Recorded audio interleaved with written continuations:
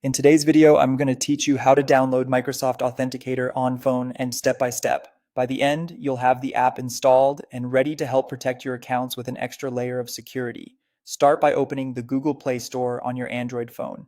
In the search bar, type Microsoft Authenticator.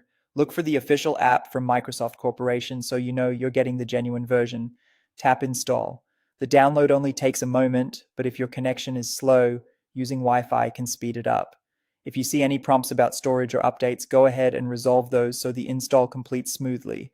Once the app is installed, tap the icon to open it. You'll see the welcome and privacy screens.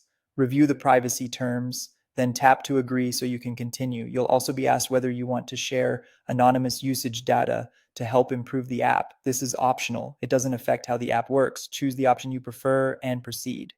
Next, you'll be asked how you want to get started. You can select sign in with Microsoft if you're adding a personal Microsoft account like one used for Outlook or other Microsoft services, or choose add work or school account if your organization has asked you to use the app. Picking the option that matches your account type helps the app set things up correctly behind the scenes. Now enter your account credentials to sign in.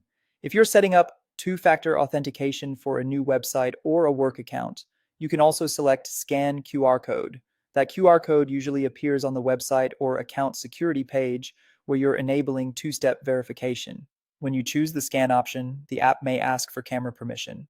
Allow it so the app can read the QR code and link your account securely. Double check that you're scanning a code from a trusted source and keep your device screen private while you do it. Finally, permit the app to send notifications. This is crucial because many sign-in approvals arrive as push notifications that you simply tap to approve. Without notifications, you might miss time-sensitive prompts and get locked out or delayed. If your phone also asks about allowing the app to run in the background to receive prompts reliably, that's helpful for consistent approvals. That's it. You've installed Microsoft Authenticator, agreed to the basic terms, chosen the right account path, signed in or scanned your QR code, and enabled notifications so you can approve sign-ins quickly and securely. Thanks for watching, and you're all set to use Microsoft Authenticator on your phone.